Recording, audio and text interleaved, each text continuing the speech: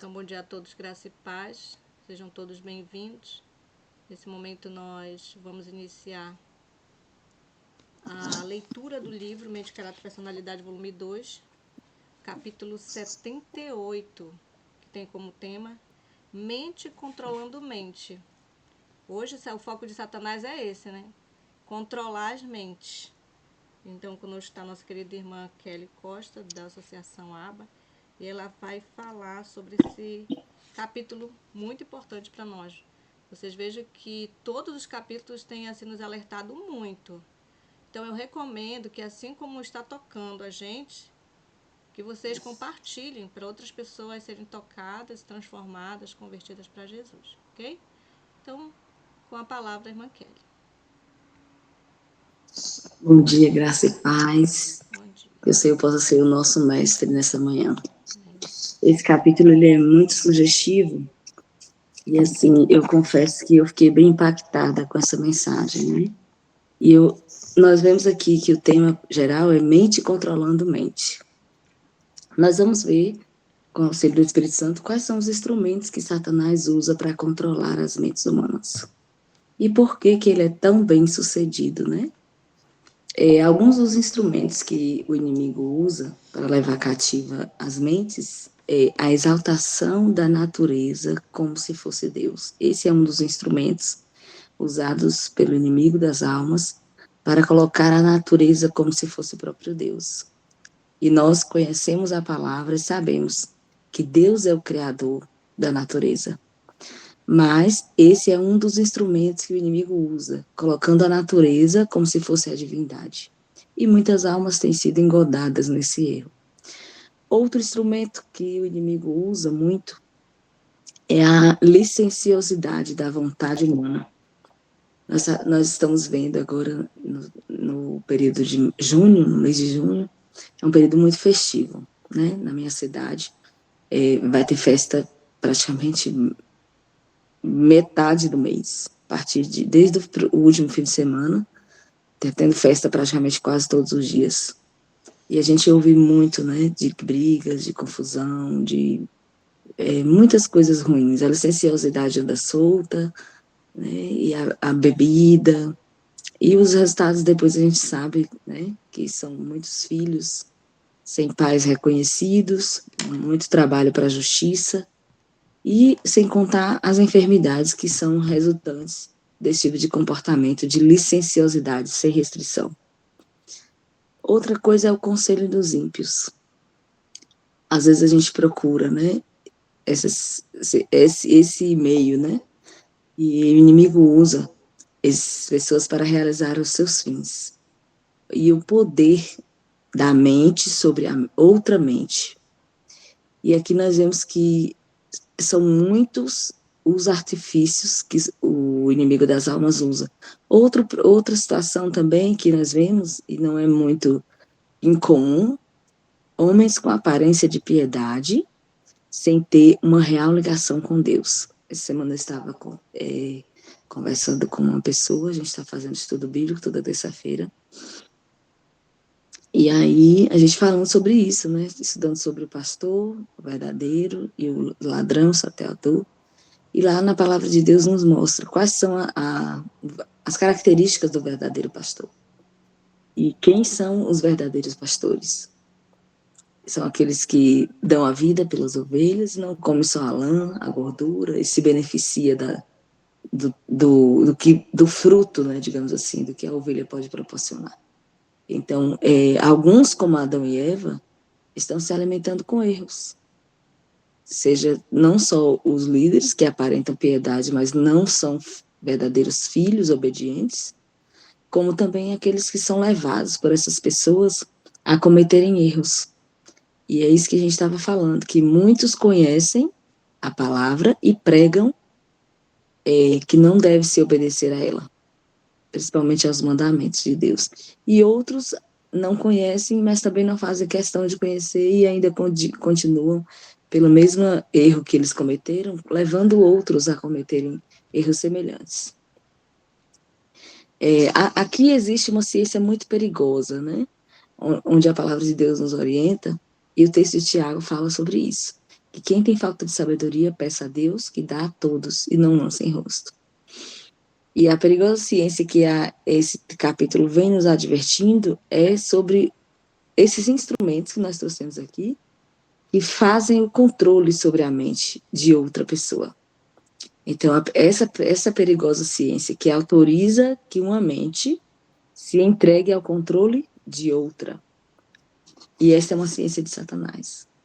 É uma propriedade do inimigo, do adversário das almas. Nós vimos aqui, hoje esses dias atrás, eu estava ouvindo alguém, estava escutando alguém que estava ouvindo um podcast. E a irmã Ati já nos adverte sobre isso, nesse mesmo livro, sobre a hipnose. A hipnose é um caso bem claro, né? Onde uma mente controla a outra mente. E ela nos adverte que nós não devemos participar desse tipo de coisa. Fala também sobre o mesmerismo, sobre alguns tipos de ciências que são falsas. E um deles, onde uma mente controla a outra, é a sessão de hipnose. Onde aquela mente que é controlada, ela fica inteiramente a dispor da mente que controla, né? Então, a influência da mente no tratamento dos doentes. Nós sabemos que, devidamente usada, essa influência da mente é um dos meios mais eficazes para manter e combater doenças. Manter a saúde e combater doenças. Esse é um dos meios que Deus deixou. Porque a fé lança mão da confiança pela graça de Deus na cura. Então, a influência da mente no tratamento de enfermidades é muito importante. Quando o doente ele tem confiança na cura, que Deus pode realizar, que Deus pode fazer, ele se recupera mais rápido. Principalmente aqueles que têm fé em Deus, né? E nos milagres que Jesus ainda realiza, porque ele é o mesmo. Ele nunca mudou. Ele sempre realizou, está escrito na palavra, e continua a fazer. Então, não é a vontade de Deus, irmãos, que nenhuma criatura humana submeta a mente e a vontade ao domínio de outra. De jeito nenhum. E torna-se um instrumento passivo, né, nas mãos da outra pessoa. Ninguém deve fundir a sua individualidade na do outro. E não deve considerar nenhum ser humano como fonte de cura. Nós vemos, tem algumas ciências aí, né, que são usadas, onde uma pessoa, digamos assim, impõe as mãos sobre a outra e essa pessoa é utilizada como fonte de cura, né? E isso não é de Deus. Está bem claro aqui, ó. Ninguém deve fundir sua individualidade na do outro e nem considerar nenhum ser humano como fonte de cura. Então, a nossa confiança deve estar em Deus. A confiança do doente deve estar em Deus. Deus deve ser crido, Deus deve ser pregado para essa pessoa, né? E jamais deve ser substituída o poder e os méritos de Cristo por nenhuma inteligência humana. No trato de Deus para conosco, ele reconhece o princípio da responsabilidade individual. Cada pessoa é responsável pelas suas crenças, pelas suas escolhas. Ela quem deve decidir e não outra pessoa, né? Então, assim, basta estimular o senso de independência, né, individual e pessoal e impressioná-los com a necessidade de direção individual. Nós devemos estimular as pessoas a ter decisão individual, né, responsabilidade individual. Ninguém pode decidir ou conduzir uma outra mente sem que essa pessoa participe com as suas escolhas, com sua crença. Jamais. Então, Deus quer que nós sejamos ligados a Ele e assim sermos transformados na semelhança de Jesus. E é por isso que Deus não quer. Esse não é propósito de Deus. E Satanás trabalha para isso. Que a mente seja conduzida por outro. Porque assim serão as atitudes do outro, as decisões e escolhas de outra pessoa e não as nossas. Então, o propósito de Satanás na Terra é trabalhar para impedir esse processo de liberdade individual e de pensamento individual para que a pessoa possa exercer as suas crenças, a sua fé, né? E a sua confiança no Senhor. e tirar os olhos do Senhor e colocar a confiança nos homens. E quando a mente é desviada de Deus, o tentador domina. Então, especialmente pessoas que são guiadas, né, pelo inimigo das almas, elas são colocadas, elas se colocam, na verdade, como dominadoras sobre outras mentes. E aí o inimigo, ele aproveita essa situação para dominar essa outra mente. Às vezes, parece que a pessoa sente um alívio, nesse caso dessas ciências, né? Que é onde a pessoa se coloca como fonte de cura e tem até a imposição de mãos, né? Mas essa mente é permanentemente afetada. Isso é realidade. Nessas situações, a mente que é dominada é permanentemente afetada, porque a palavra de Deus que não devemos permitir que nenhum indivíduo assuma o controle da mente de outra pessoa. Jamais. Pensando que fazendo assim está constituindo grande bênção, né? Grande benefício para outro. Jamais. Essa mente controlada dessa forma, ela jamais terá oportunidade, né, de ser forte, de ser segura, de ter individualidade, de manifestar suas escolhas e os seus desejos. Então, a nossa fraqueza pode ser assim semelhante à da mulher de fluxo de sangue. Ela já tinha 12 anos sofrendo com aquela enfermidade. Ela estava fraca física, emocional, mas ela foi assim mesmo a Jesus. E quando ela encontrou Jesus, ela tocou, principalmente, precisou somente um toque. E foi o toque que ela recebeu a cura, né? Então, nós temos a oportunidade de ir a Jesus assim como aquela mulher. E pela fé, recebermos a resposta que nós esperamos.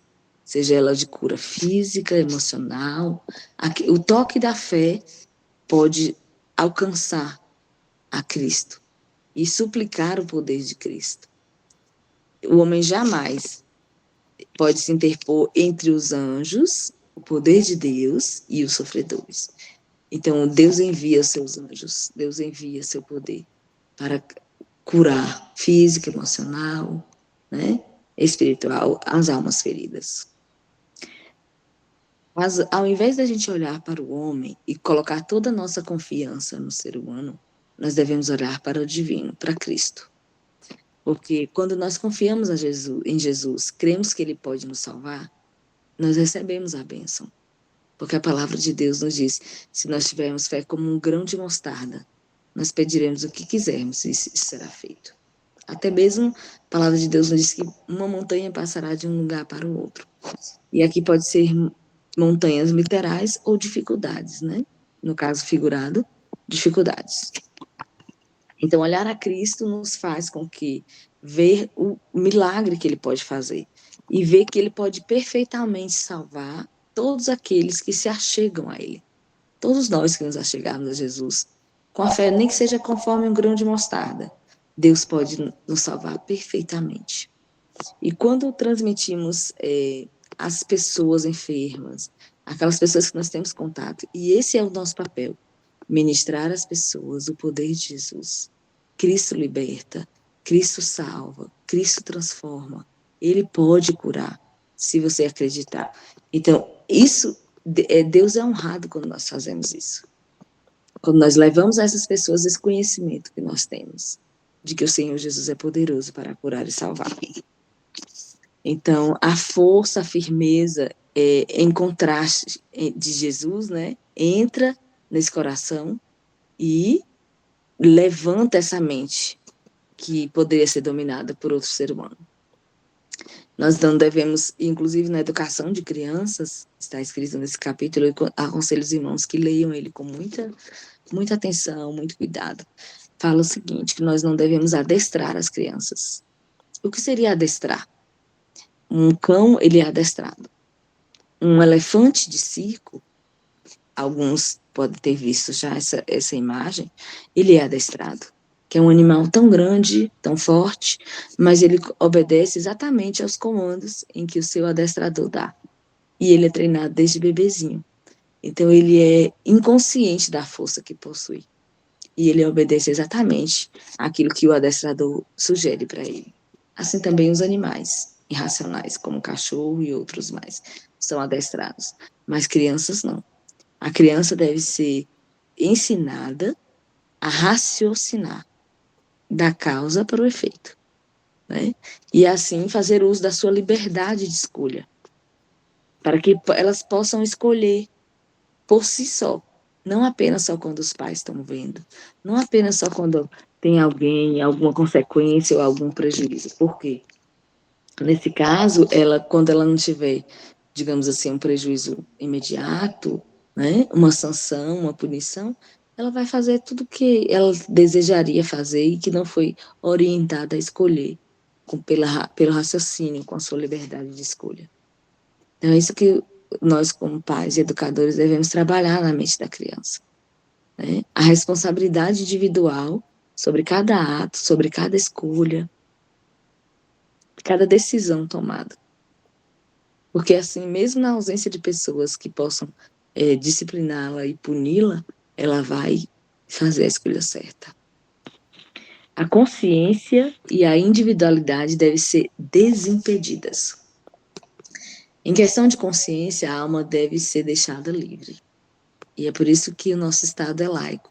A liberdade religiosa no nosso país, né? Para que as pessoas possam escolher qualquer religião, qualquer pensamento, qualquer identidade, né, espiritual para si ou do que deve ser a sua vida.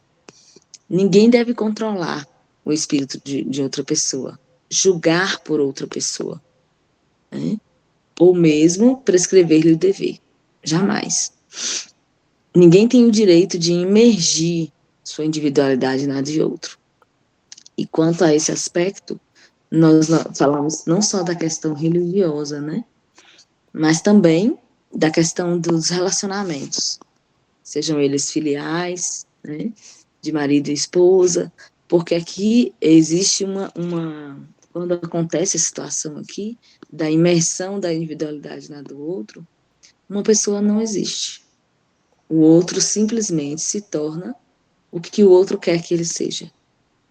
Ele decide, ele faz, e eu já ouvi um caso, não sei se ao certo essa pessoa estava usando essa desculpa para fugir da sua responsabilidade individual, né, que Deus colocou sobre cada um de nós, mas uma esposa outra vez disse para nós, ela se batizou, ela estava dentro da igreja, mas ela falou assim, eu não fui dada a oportunidade de escolher o que eu iria fazer. Simplesmente de um dia para outro ele falou assim, aqui não vai fazer mais isso, não vai fazer mais aquilo, nós não vamos mais comer assim, não vamos mais vestir assim e tal, e vamos nos batizar. E ela não teve a oportunidade de se manifestar. E ela alegou isso. Então ela falou assim, foi imposto a mim essas regras. Eu não escolhi isso. Se era verdade de fato, nós não sabemos. Mas tem casos que sabemos que funcionam assim. Um dos membros da família, pode ser o esposo ou a esposa, impõe ao outro as regras que vão seguir dentro de casa. E mais à frente pode ter muito prejuízo. Infelizmente, hoje os dois estão afastados do rol. E isso é uma situação comum, né? Comum. Então, as mentes não devem ser impedidas, né? E tomadas a freio por mãos humanas. Não devemos ser colocados como freio, no caso dos filhos, né? Quando a presença dos pais está ali, ou das pessoas responsáveis, a pessoa não faz o que deveria, o que ela realmente queria fazer. Então, nós não devemos ser. Esse freio deve vir da consciência, da responsabilidade individual da pessoa com Deus. A individualidade ela deve ser exercida. Deus permite que cada pessoa exerça a sua individualidade. Deus dá liberdade de escolha para cada pessoa. E para imitarmos alguém que julgamos ser quase perfeito em caráter, seria por a confiança no homem. Às vezes a gente fala, mas nossa, fulano é muito santo. Eu quero ser igual a ele. Mas quando nós fazemos isso, nós estamos colocando a confiança no homem, né? Então, falando assim, ó, eu quero ser igual a fulano. E quando a gente coloca uma pessoa humana como padrão para nós estamos colocando alguém perfeito. e, além de imperfeito, incapaz de comunicar a perfeição a nós. No caso de Cristo, não. Cristo, além de ser perfeito, ele pode comunicar a perfeição a nós. Então, Jesus é a meta. Ele é a meta para cada um de nós, porque ele é perfeito e pode comunicar a perfeição a nós. Então, graças a Deus por Cristo. Graças a Deus porque temos Jesus, que viveu uma vida santa, perfeita, pura, e pode comunicar a perfeição a nós. E é por isso que nós falamos de Jesus, porque ele é perfeito. E ele pode capacitar-nos para sermos como ele é. E não colocamos nenhum ser humano como meta. Porque sabemos que todos nós somos falhos, imperfeitos. E, além disso, impossíveis de comunicar perfeição a outro. Então, devemos entender o que é unidade, né? E na unidade não existe identidade submersa. Nós somos cristãos, participamos da mesma crença e fé, mas a identidade da gente não deve ser submersa na do outro. Como assim? Nós não devemos perder a nossa identidade para ter unidade. Aí você fala assim, agora você está dificultando para mim. Nós devemos ser guiados, não devemos ser guiados completamente pelo pensamento ou pelo juízo dos nossos irmãos. Mesmo aqueles que são líderes. O que nós devemos fazer é que sigamos a palavra de Deus. Sim, ela sim, é infalível. Então, o que devemos fazer? Quando ouvimos a pregação, devemos respeitar os líderes, cuidar deles, como a palavra de Deus nos diz, e devemos submeter a eles naquilo que eles são guiados pela palavra. E é por isso que devemos examinar a palavra. Porque na palavra nós temos o guia perfeito, infalível. A nossa lealdade a Deus é incondicional. Incondicional. Por quê? Porque os homens podem falhar, né? Nós pertencemos a Deus. Majoritariamente somos filhos de Deus e pertencemos a Ele, corpo, alma e espírito.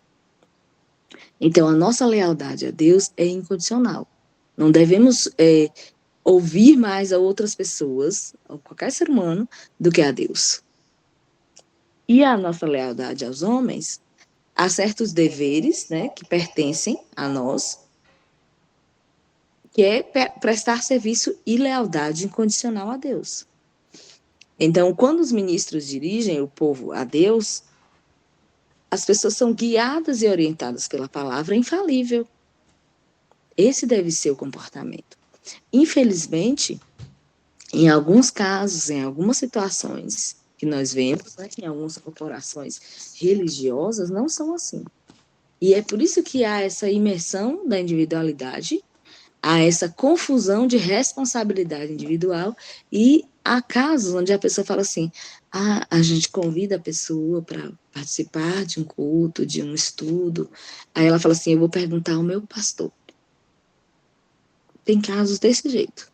Ela só vai para o culto de outra denominação, especialmente aqueles que sabem que pregam a verdade, né? Que tem a palavra de Deus. Se o pastor deixar, eu vou perguntar ao meu pastor. Se o pastor fala não vai, ela não vai. Se o pastor fala não estuda, ela não estuda. Então, assim, esse ponto de lealdade ao homem já impede a pessoa de conhecer a verdade, de prestar íntegra e perfeita obediência à palavra. Porque a pessoa perde a oportunidade de conhecer a verdade porque ela está submetendo a individualidade, o juízo pessoal ao pastor. E isso é muito prejudicial, né? A palavra de Deus deve ser pregada. Deus somente deve ser o guia da consciência humana. É sobre isso que a gente está falando aqui. Então, Deus é majoritário sobre nós. Nenhum ser humano deve nos dirigir, né, integralmente, não. Nossos olhos devem estar voltados ao céu, de onde vem a nossa força, e Deus deve controlar a nossa consciência. E o texto de Tiago, que foi lido para início, fala sobre isso.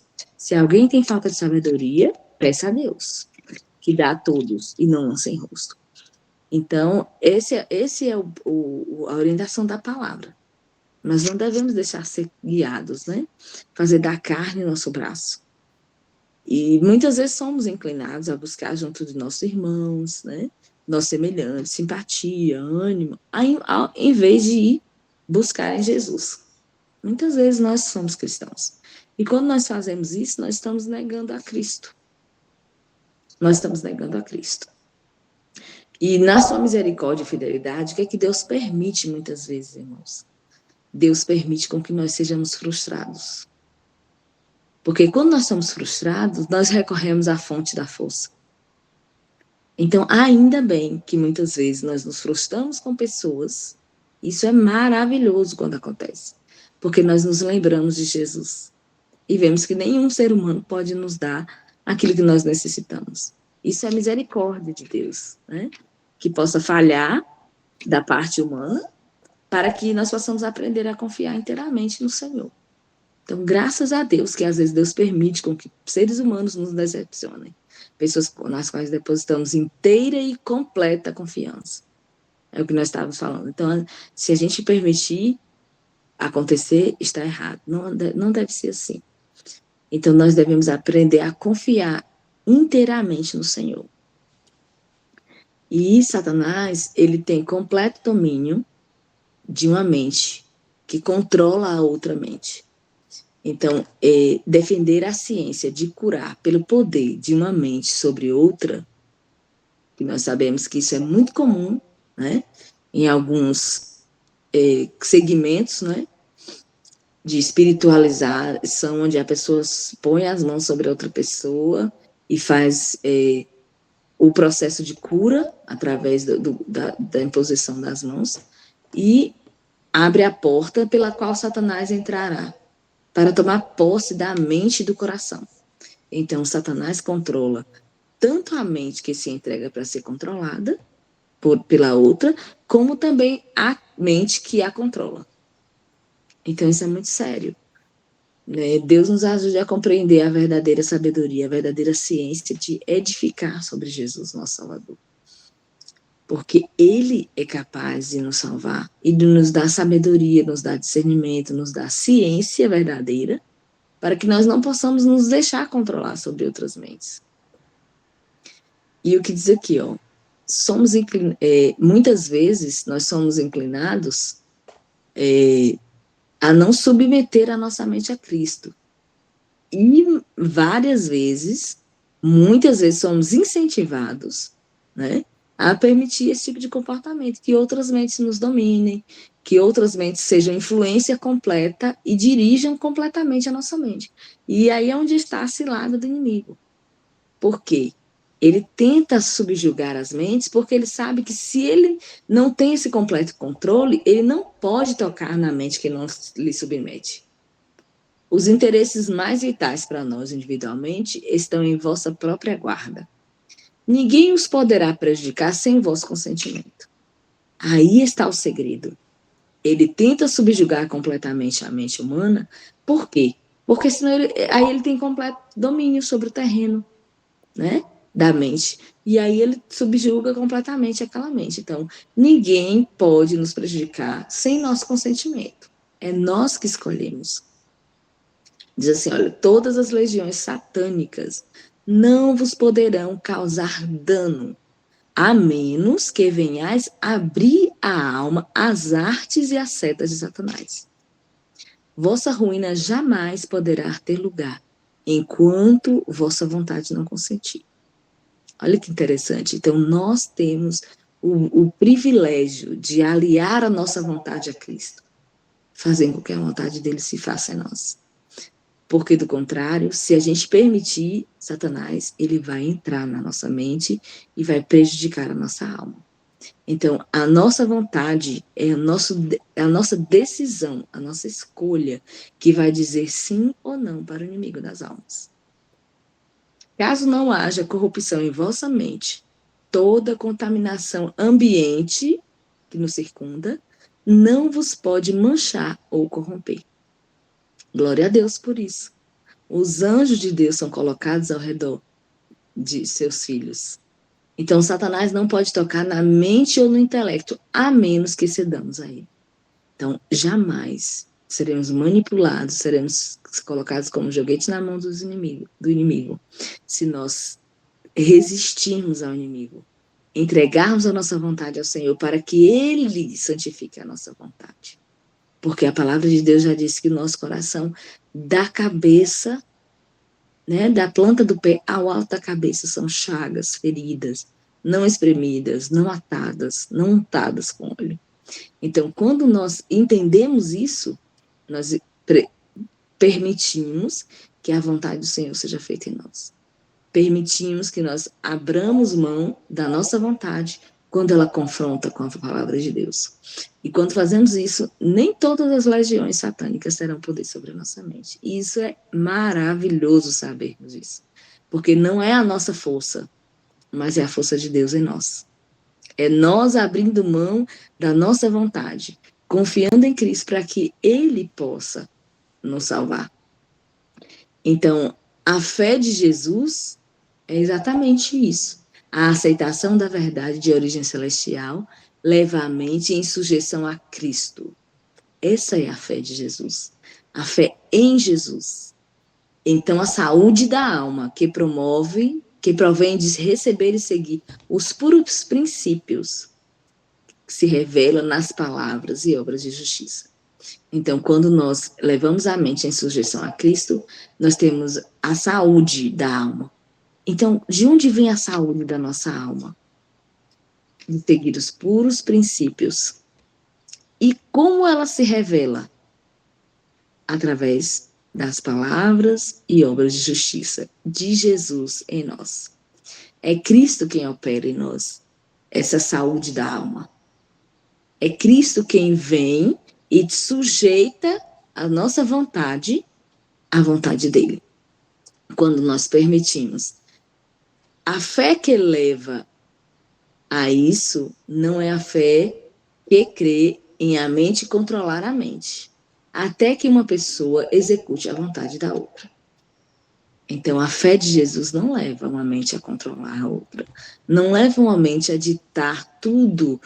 Isso é certo, isso é errado, isso, faça aquilo, né? Não, essa não é a fé de Jesus. Nós devemos orientar a pessoa a buscar a palavra, ao que está escrito na Bíblia, ao que o Senhor fala. Sempre assim diz o Senhor. E foi assim que Jesus venceu o maior adversário nosso e de Cristo, né? Ele é o nosso maior adversário, mas ele é o adversário de Cristo, porque Jesus é maior. Então, ele é o nosso maior adversário, mas ele também é adversário de Cristo. Jesus venceu o adversário, como assim diz o Senhor. Então, a fé que leva a isso não é a fé que crê que a mente pode controlar outra mente até que uma pessoa execute a vontade da outra. Jamais. Os membros da igreja que têm confiança nessa ciência podem ser chamados sãos na fé, né? Mas não é a fé possuída por Jesus Cristo. Então, a corporação cristã que exerce completo domínio sobre os seus membros, impedindo-os de estudar a palavra, impedindo-os de visitar a igreja que prega a verdade, que nós cremos que somos a igreja que prega a verdade, e por isso nós pregamos para todas as pessoas, independente dela ser de religião A ou B, a pessoa que é impedida de conhecer essa verdade, ela está sendo completamente dominada por aquelas pessoas que lideram ela. Então, isso não é sadio. E diz que não é a fé possuída por Cristo. Não sou eu que estou falando, é a palavra de Deus. Existe uma fé na obra que Satanás está fazendo. Ele apresenta erros gigantes e pelos milagres que opera, engana muitos. Então, às vezes, percebemos o quê? Que nesse meio, muitos milagres acontecem, mas existe uma dominação sobre essas pessoas, onde elas não estão livres para escolher a verdade e escolher sair desse meio, né? E é o que vemos, por esse motivo, muitos são enganados. Então, alguns que estão nesses meios, eles não são conscientes do que eles estão fazendo. Eles apenas estão sendo guiados como se fossem, digamos assim, manipulados, né? A verdade é essa, são manipulados por outras mentes e eles ficam ali, inconscientes do erro que estão cometendo. Então, essa é a obra do inimigo, e ele fará isso mais e mais. A igreja sadia compõe-se de sadios membros, homens e mulheres que têm uma experiência pessoal na verdadeira piedade. Então, o apelo que esse estudo desse capítulo traz para nós hoje é o seguinte: nós devemos sujeitar-nos inteiramente à palavra, inteiramente a Cristo. Mas, o que passa disso, não devemos deixar que outros controlem a nossa mente. Não devemos ser levados por motins, né, por movimentos onde pessoas individuais tentam controlar a mente de outras. Não devemos participar de movimentos de cura, de milagres, através de mãos, onde dizem ter poder em curar, sessões de hipnose e outras coisas mais. Nós devemos buscar a Cristo e a sua palavra, e Ele nos guiará em toda a verdade.